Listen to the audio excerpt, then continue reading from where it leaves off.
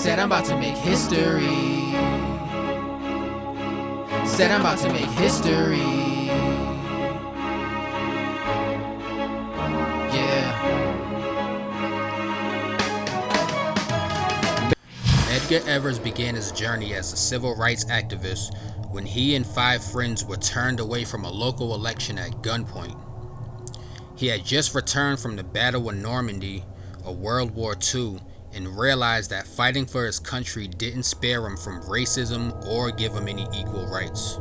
After attending college at the historically black Alcorn State University in Mississippi and taking on a job selling life insurance in a predominantly black town of Mound Bayou, Evers became president of the Regional Council of Negro Leadership. As head of the organization, Evers mounted a boycott of gas stations that barred black people from using their restrooms, distributing bumper stickers with the slogan, "Don't buy gas where you can't use the restroom." Annual conferences between 1952 and 1954 in Mound Bayou attracted tens of thousands of people. Evers soon turned his sights on desegregation after being rejected from the University of Mississippi Law School because of the color of his skin. The Supreme Court's Brown v. Board of Education in 1954 ruling made school segregation unconstitutional. His fight to desegregate the University of Mississippi Law School bore fruit 8 years after he began, when James Meredith was enrolled in 1962. As NAACP's first field officer in Mississippi, Evers established new local chapters, organized voter registration drives, and even helped lead protests to desegregate public primary schools, parks, and Mississippi Gold Coast beaches. Evers gained even more notoriety in the eyes of white supremacists after becoming involved in 2 high-profile Mississippi cases.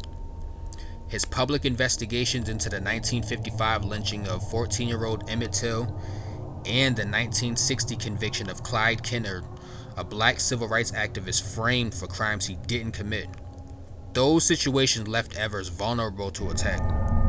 White supremacists made several attempts on Evers' life before succeeding on June 12, 1963, after pulling out of his driveway and getting out of his car carrying NAACP t-shirts reading "Jim Crow Must Go."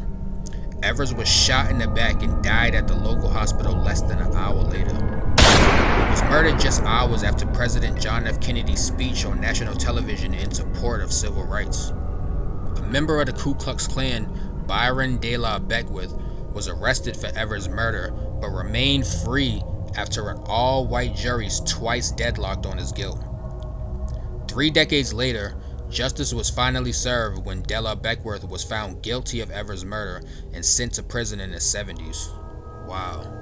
Evers was buried with full military honors in front of more than 3,000 people at Arlington National Cemetery. The 1996 film The Ghost of Mississippi, starring Alec Baldwin and Whoopi Goldberg, depicts the 1994 trial of De La Beckwith for Evers' murder.